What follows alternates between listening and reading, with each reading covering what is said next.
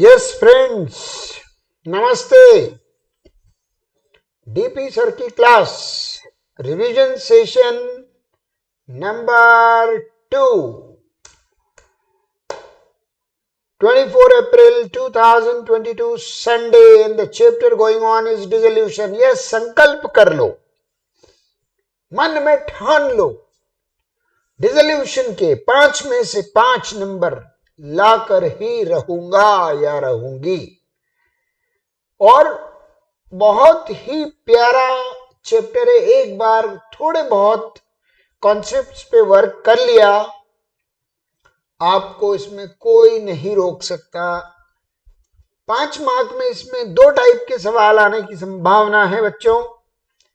पहली संभावना, आपको बैलेंस शीट दी जाए, साथ में एडजस्टमेंट्स दिए जाएं और बोला जाए रियलाइजेशन अकाउंट बनाओ, पार्टनर्स कैपिटल अकाउंट बनाओ और कैश या बैंक अकाउंट बनाओ। हालांकि 5 मार्क के क्वेश्चन में ये तीनों चीजें पूछना थोड़ा सा ज्यादा लगता है। हो सकता है सिर्फ रियलाइजेशन अकाउंट पूछें, बैलेंस शीट दे दें, एडिशनल इंफॉर्मेशन दे दें और कहें सिर्फ रियलाइजेशन अकाउंट बनाओ, या फिर कहें तीनों बनाओ, कोई बात नहीं है। संभावना नंबर 2, 5 ट्रांजैक्शंस डिसोल्यूशन के दे दें आपको और कहें इनकी जर्नल एंट्री बनाओ, हर एंट्री का 1 नंबर। एंट्रीज कॉन्सेप्ट ज्यादा क्लियर मांगेंगी, इसलिए एंट्रीज की मेहनत भी मैं आपसे करवाऊंगा। आज मैं जो लेके आया हूं सेशन 2 में, देख लीजिए आपके हिसाब का क्वेश्चन है, इंपॉर्टेंट क्वेश्चन है। अंजू मंजू संजू, बहुत ही popular question. Anju Manju Sanju were partners, 2:1 is the ratio. 2:2:1 के रेशियो में अंजू मंजू संजू पार्टनर है। 31 मार्च 2022 को उनकी फर्म डिसॉल्व होती है और उनके पास एसेट्स में debtor, stock, investment, plant, realizable assets. Yes, आपको बताया गया था कि जैसे ही सवाल सामने आए सबसे पहले डिसाइड करो क्या डेटर्स रियलाइजेबल है। हाँ जी हैं, तो आर लिख दीजिए, R is realizable. Stock, yes. Investments, yes. Plant, yes. Profit and loss account, no, क्योंकि आपका लॉस है, ये आपका दुख, बाजार में कोई नहीं खरीदेगा, ये आपका दुख है, आपका लॉस, जो आपको लास्ट ईयर या बिफोर लास्ट ईयर या कभी पास्ट में हुआ होगा और आपने उसे बांटा नहीं। अनडिस्ट्रीब्यूटेड लॉस है। एसेट में होने वाली हर चीज का होता है डेबिट बैलेंस, इसलिए जब इनको रियलाइजेशन में ट्रांसफर करते हैं तो रियलाइजेशन अकाउंट डेबिट करते हैं और इन एसेट्स को क्रेडिट करते हैं ताकि पेपर पे इनका अकाउंट बंद हो जाए। और कैश को हम कहीं बुक नहीं करते, सीधा कैश का अकाउंट बनता है, वहां पर इसको रिकॉर्ड करते हैं। तो देखिए दोस्तों, अगर मैं स्टार्ट करूं तो मुझे रियलाइजेशन अकाउंट में लिखना है डेटर, स्टॉक, इन्वेस्टमेंट और प्लांट। तो मैं इस तरह से बना लूंगा प्यारा सा रियलाइजेशन अकाउंट, जो कि नॉमिनल अकाउंट है। Debit all expenses and losses, credit all incomes and gains. लेकिन ध्यान रहे, यहां पर एसेट, एक्सपेंसेस और लॉसेस को बुक करने का तरीका अलग है। पहले तो जो एसेट्स रियलाइजेबल है वो यहां ट्रांसफर की जाती है उनकी बुक वैल्यू पर। क्या नहीं लिखा जाता? कैश, बैंक और फिक्टिशियस एसेट्स यहां नहीं लिखे जाते। राइट, यहां क्या लिखा जाता है? तो देखिए आपके क्वेश्चन में जिनके सामने मैंने आर लिखा है, डेटर, स्टॉक। डेटर है 75,000, स्टॉक 40,000। मैं यहां लिखूंगा ऐसे, डेटर्स 75,000, स्टॉक 40,000। राइट बच्चों, आराम से करना ये सब मेरे साथ। प्लांट इन्वेस्टमेंट्स 20,000, प्लांट 50,000, लाओ से लिख दें इन्वेस्टमेंट्स 20,000, प्लांट 50,000। एसेट्स को यहां पर उनकी बुक वैल्यू पे कॉपी कर दीजिए। Investment 20,000, plant 50,000। Profit and loss account सीधा जाएगा कैपिटल अकाउंट में। मैंने आपको कहा था क्रिस क्रॉस, जब कैपिटल अकाउंट बनाए तो राइट का लेफ्ट और लेफ्ट का राइट लिखे कैपिटल अकाउंट में। ये लिखने के बाद दोस्तों चेक करिए लायबिलिटीज जिनका कि क्रेडिट बैलेंस होता है, आपको ढूंढ के निकालनी है। सबसे पहले specific liabilities, external liabilities, provisions, reserves. देखिए क्रेडिटर्स मेरे एक्सटर्नल लायबिलिटी है, EL for external liability, right. External liability के एग्जांपल्स क्या हैं? Creditors, bills payable, bank loan, bank overdraft, loan from partners, relatives. इस तरह के जितने भी हमारे थर्ड पार्टी क्लेम्स हैं उन्हें हम सबसे पहले करते हैं। तो बैंक लोन एक्सटर्नल लायबिलिटी है, हाँ है। एम्प्लॉयज प्रोविडेंट फंड, यानी कि वो पैसा जो हमने एम्प्लॉय की सैलरी से कट किया है और अपना शेयर उसमें मिलाया है और गवर्नमेंट के पास इसको डिपॉजिट करना है हमें, ताकि जब रिटायरमेंट हो एम्प्लॉयज का तो ये पैसा उन्हें मिल सके। ये भी एक्सटर्नल लायबिलिटी है। इन्वेस्टमेंट फ्लक्चुएशन फंड एक स्पेसिफिक रिजर्व है, आपके पास जो इन्वेस्टमेंट दिए उनसे रिलेटेड है ये। तो अगर इन्वेस्टमेंट को हमने यहाँ ट्रांसफर किया है तो इन्वेस्टमेंट फ्लक्चुएशन फंड भी यहाँ ट्रांसफर होगा, specific reserve. Commission received in advance is unearned commission, ये भी हमारी एक्सटर्नल लायबिलिटी है। तो देखिएगा प्यारे दोस्तों, क्रेडिटर्स, बैंक लोन, ईपीएफ सब लिखूंगा मैं यहाँ पर क्रेडिट साइड पर। इसके फॉर्मेट में ऐसा कॉलम बन जाएगा अमाउंट का, मैं लिखूंगा bye sundry liabilities external only, creditors, bank loan, employees provident fund, investment fluctuation fund, ये सब के सब या तो स्पेसिफिक रिजर्व्स, प्रोविजंस या एक्सटर्नल लायबिलिटीज हैं। 50, 35, 15, 10, 50,000, 35,000, 15,000, 10,000, ये मैंने ट्रांसफर कर दिया प्यारे बच्चों उन लायबिलिटीज को भी यहाँ पर जो मुझे फर्स्ट प्रायोरिटीज पर पे ऑफ करनी है। 8500, 1,10,000, 1,15, 1,35, 1,85, 1,85,000। टोटल एसेट ट्रांसफर हो गई इतनी, टोटल लायबिलिटीज ट्रांसफर हो गई इतनी। एक बात आपको बता दूं, कोई भी स्पेसिफिक प्रोविजन या रिजर्व अगर आपने यहाँ ट्रांसफर किया भी है तो वो आपको रीपे नहीं करना होता, क्योंकि वो वाकई में एक्सटर्नल लायबिलिटी नहीं है, वो तो हमारे प्रॉफिट में से निकाल के रखा हुआ एक फाइनेंशियल बैकअप है। तो इन्वेस्टमेंट फ्लक्चुएशन फंड मैंने बस यहाँ लिख के उसका अकाउंट क्लोज किया है, इसको आगे मुझे पे नहीं करना होता, मगर ये सब पेमेंट के लिए रेडी है। इन सब को मैं रियलाइज करूंगा, इन एसेट्स को और इन लायबिलिटीज को पे ऑफ करूंगा। Very good. अब मुझे आगे बढ़ना है और एक एक करके पढ़ना है। रियलाइजेशन की शर्तें क्या बताइए, शर्तें देखिए क्या बोला है। On this date the firm was dissolve, यानी 31 मार्च को फर्म डिसॉल्व हो गई, खत्म हो गई। Anju was appointed to realize the assets, Anju एक पार्टनर है, उसको हमने रिक्वेस्ट किया कि अंजू तुम क्या करना, सारी एसेट्स को बेचना, लायबिलिटीज पे ऑफ करना, तुम्हें इसके बदले में 5%। Anju was to receive 5% commission on the sale of assets except cash, cash को बेचना नहीं पड़ता, कैश ऑलरेडी लिक्विड फॉर्म में है, हमने अंजू को कहा कि अगर तुम इन असेट्स का, जिनका की नाम है डेटर, स्टॉक, इन्वेस्टमेंट और प्लांट, इनका रुपया हमें ला के दोगी, तो जितना रुपया इन असेट को बेच के तुम लाओगी उसके 5% के बराबर हम तुम्हारे काम के बदले में तुम्हें कमीशन देंगे, right. And all expenses of realization, right.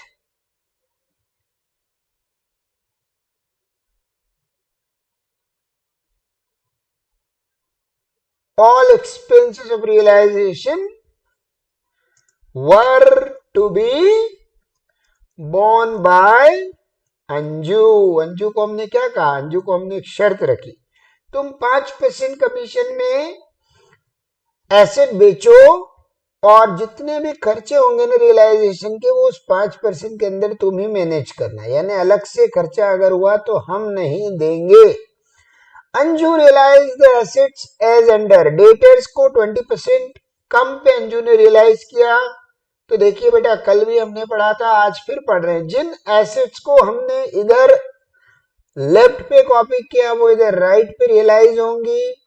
चूंकि हमारे क्वेश्चन में कैश अकाउंट दिया है तो हम कैश से सारे ट्रांजैक्शंस करेंगे। डेटर्स का 20% कम मिलने का मतलब है 75,000 का 20% निकाल के उसमें से माइनस कर दो तो आपको मिलेगा 60,000। स्टॉक से कितना मिला, क्वेश्चन पढ़ो। स्टॉक से मिला है 35,500, इन्वेस्टमेंट से मिला है 16,000। 35,500 स्टॉक से मिला, स्टॉक 40 का था, पैसे कम मिले, अपने को कोई चिंता नहीं है। जब अपन ने यहाँ कॉपी किया तो कौन सी वैल्यू लिखी है, बुक वैल्यू। जब हम उन्हें बेच रहे हैं तो कौन सी वैल्यू लिख रहे हैं, रियलाइजेबल वैल्यू। तो बेटा प्रॉफिट लॉस अपने आप डिटेक्ट होगा, हमें कुछ भी नहीं करना है, ऑटो डिपेक्शन ऑफ प्रॉफिट और लॉस। डेटर्स पे भी हमको 20% कम मिले, उस लॉस की भी हमको अलग से चिंता नहीं करना, क्योंकि हमने इसे डेबिट किया 75 से, क्रेडिट किया 60 से, अपने आप एक्सेस ऑफ डेबिट मतलब लॉस हो गया। इन्वेस्टमेंट्स को हमने 16,000 में बेचा है और plant 90% of the book value. तो जो हमारे इन्वेस्टमेंट्स हैं वो देखिए आप 16,000 में चले गए, 16,000 रुपए आ गए और प्लांट से हमको 90% मिले हैं, जिसका मतलब है 45,000। एसेट्स लिखते डेबिट में, रियलाइज क्रेडिट में करते हैं। आगे सवाल पढ़े, कमीशन रिसीव्ड इन एडवांस। अच्छा देखो, expenses of realization amounted to ₹7,500। आपके सिलेबस की ये बड़ी खासियत है, आप देखिएगा बोर्ड ने जो सिलेबस दिया हुआ है उसमें क्लियरली लिखा है कि अगर हमने किसी पार्टनर को अपॉइंट किया है एसेट्स को रियलाइज करने के लिए या डिसोल्यूशन के काम के लिए, और अगर हम उसे कुछ कमीशन, रेम्यूनरेशन कुछ दे रहे हैं, और अगर बदले में पार्टनर ने प्रॉमिस किया है कि मैं सारे एक्सपेंसेस जो भी होंगे खुद बेयर करूंगा या करूंगी, तो आपको ये बताना जरूरी होगा क्वेश्चन में कि जो वास्तविक खर्चा हुआ वो किसने किया। देखो, expenses of realization amounted to ₹7,500 which was paid out of firm's cash. ये एक कंडीशन है इसकी, मैंने ये अवेलेबल कंडीशंस में से एक कंडीशन उठाई कि अंजू वॉज सपोज टू पे द एक्सपेंसेस, मगर वो फर्म के कैश में से पेमेंट हो गया, कोई बात नहीं, अंजू हमारी खुद की पार्टनर है, अगर उसको पे करना था उसकी जगह हमने पे कर दिया तो हम उसको अपना डेटर बना लेंगे, उसके कैपिटल अकाउंट से ये पैसा वसूल कर लेंगे, मगर ये हमारे खर्चे की गिनती में नहीं आएगा, ये हम किसी के बिहाफ पे कर रहे हैं। तो बेटा हमें 5% कमीशन अंजू को देना है, दे देंगे अभी, लेकिन एक्चुअल एक्सपेंसेस की रियलाइजेशन अकाउंट में हमें कोई एंट्री नहीं बनाना। इसलिए नहीं बनाना क्योंकि ये अंजू का काम है, अंजू ने बोला था मैं पे करूंगी, तो फिर उसे ही पे करना होगा। अगर हमने दिए तो हम उससे वसूल कर लेंगे, उसको अपना डेटर बना लेंगे। अब लायबिलिटीज पेमेंट की बात कर रहे हैं। Commission received in advance was returned to customers after deducting 3,000। तो आपने देखा होगा आपके पास यहाँ पर एक कमीशन रिसीव्ड इन एडवांस नाम की एक लाइबिलिटी पड़ी है 8,000 की, वो हमने यहाँ लिखी कि नहीं लिखी, हम लिखना खुद ही भूल गए थे। एडवांस कमीशन 8,000 का है। इस तरह से हमारी लाइबिलिटी का टोटल 1,18,000 हो जाएगा। पेमेंट इस तरफ करेंगे, 2 कैश, एक एक करके लाइबिलिटी को पे करते हैं। एडवांस कमीशन में क्वेश्चन बोल रहा है 3,000 डिडक्ट करके वापस कर दी, तो 8 की लाइबिलिटी में 3,000 काट दो, 5,000 वापस हो गए। आगे क्या बोल रहा है सवाल हमको, आगे ये कह रहा है फॉर मेड टू पे ₹8,500 for outstanding salary not provided for earlier. Very good, ध्यान रखिए ये एक अनरिकॉर्डेड लाइबिलिटी है, हम इसको कॉमर्स की भाषा में बोलते हैं अनरिकॉर्डेड लाइबिलिटी। क्या मतलब वो अनरिकॉर्डेड लाइबिलिटी का, ऐसी लाइबिलिटी जो हमारे रिकॉर्ड पे नहीं है मगर हमें पे करना पड़ रही है। तो कोई बात नहीं, लाइबिलिटी अगर अनरिकॉर्डेड भी है तो लाइबिलिटी।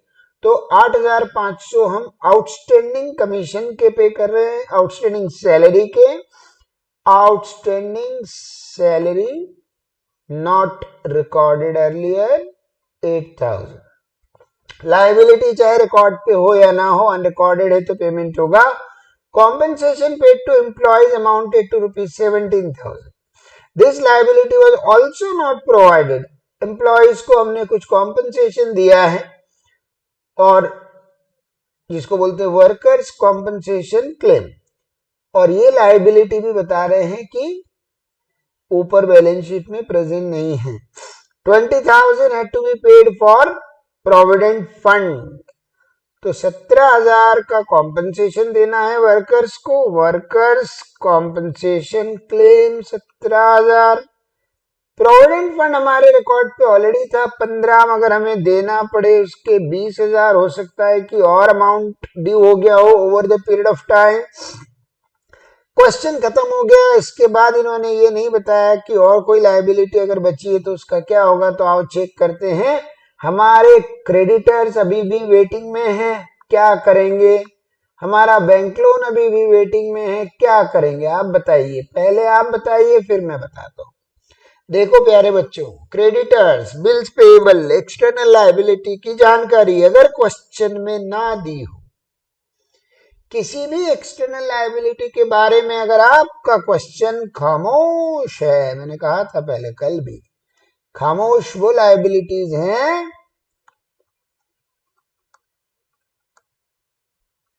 जिनके बारे में क्वेश्चन शांत है, साइलेंट है।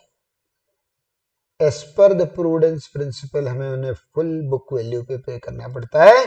तो क्रेडिटर्स और बैंक लोन को ऐसे का ऐसा ही अपने मन से यहां पर पे कर दो।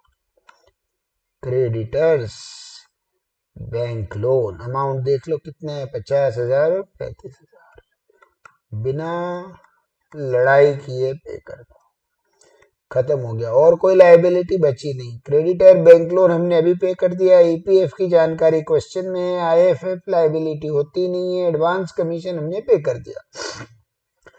अब हमें क्या करना है, हमें इन सबके जो इनर कॉलम में लिखे इनके टोटल बाहर लिखना है। 85, 105, 122, 130, 1,35,000। टोटलिंग मिस्टेक ना करें अन्यथा रिस्क हो जाएगा। 8 और 5 13, 17, 30, 50, 100, 135। लाइबिलिटीज तो हो गई। एसेट्स का देखो 95,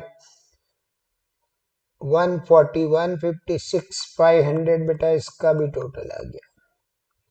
95, 111, 156, 500। अब आपने क्या प्रॉमिस किया था अंजू को कि अंजू तुम एसेट बेच के जितने पैसे लाओगी उसका 5% हम तुम्हें कमीशन देंगे। तो इसका 5% यानी कि निकालो कैलकुलेटर और कर लो कैलकुलेट, कर लो।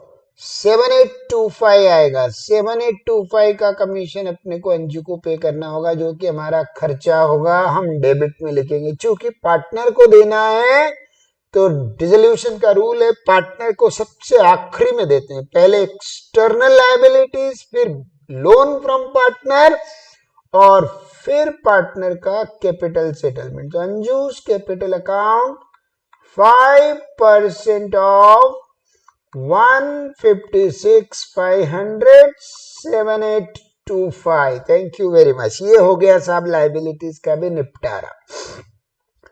अब हम अगर इसको बैलेंस करें तो देखते हैं क्या प्रॉफिट लॉस आता है। प्रॉफिट लॉस जो भी होगा वो ऑटो डिपिक्टेड होता है। टोटल लगाइए क्रेडिट साइड का। क्रेडिट पे मेरे पास दो चीजें, एक 18 और एक 56,500। मैं क्रेडिट टोटल यहाँ इस तरह से लगाऊंगा तो 274,500। डेबिट पे मेरे पास तीन चीजें, एक 85 का एक एलिमेंट है जो एसेट ट्रांसफर है, एक 85 और एक 35। कितना हो गया? 290, 320। हाँ जी 320 और 7 327 825।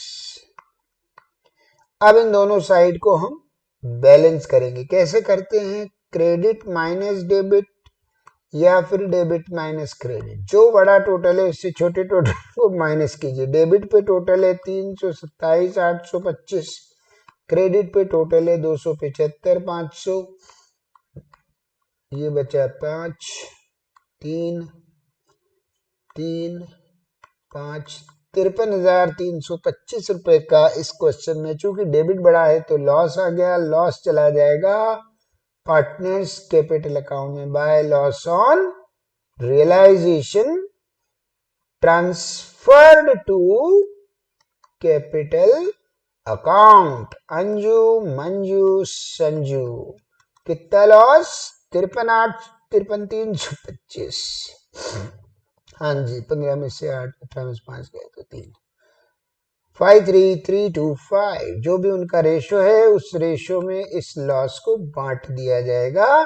क्वेश्चन में एक बार चेक कर लेते हैं क्या रेशो बताया है। 2:2:1 2:1 के रेशो में अगर हम इस लॉस को बांटेंगे, राइट बच्चों, 53,325 5 से डिवाइड कर लीजिए, एक इंसान का आ जाएगा, डबल कर दीजिएगा तो 53,000 ये लिख लिया मैंने, डिवाइडेड बाय 5, 10 665 मिल जाएंगे संजू को, और डबल करेंगे 21330 21330 अंजू और मंजू। दोस्तों ये हो गया आपका रियलाइजेशन अकाउंट। मुझे उम्मीद है कि 5 मार्क का सवाल ऐसा आना चाहिए कि जिसमें यही पूछा जाए कि सिर्फ रियलाइजेशन अकाउंट बना के बताइए हमको। ये रहा पूरा रियलाइजेशन अकाउंट आपके सामने। स्टार्ट जब होता है तो पेज बड़ा क्लियर दिखता है, बाद में जब बहुत सारी चीजें डिस्कस करके लिखते हैं तो गच पच हो जाता है। लेकिन कोई बात नहीं, 4 स्टेप में क्वेश्चन खत्म होता है। डेबिट पे एसेट, क्रेडिट पे लायबिलिटी ट्रांसफर, और फिर उल्टा कर दीजिए क्रिस क्रॉस। एसेट को लेफ्ट पे लिखा है तो राइट पे रियलाइज कीजिए, और लायबिलिटीज को लेफ्ट पे लिखा है तो राइट पे रियलाइज कीजिए। लायबिलिटीज को राइट पे लिखा है तो लेफ्ट पे रियलाइज कीजिए। और फिर देख लीजिए क्लोज करने से पहले कोई एक्सटर्नल लायबिलिटी की जानकारी ना हो तो उसे बुक वैल्यू पे कर दीजिए, और आप आसानी से 5 नंबर कमा सकते हैं। मेरा कहना यह है कि आप अपनी जो भी बुक फॉलो करते हैं, टीएस ग्रेवाल या फिर डॉक्टर एससी शर्मा या फिर डीके गोयल या और भी कोई आपकी फेवरेट बुक या कोई question bank, please please please आज ही क्वेश्चन करो और देखो कि आपका भी इसी तरह से रियलाइजेशन अकाउंट बनता है नहीं बनता है, लॉस क्लियरली निकाल पाते हो या नहीं निकाल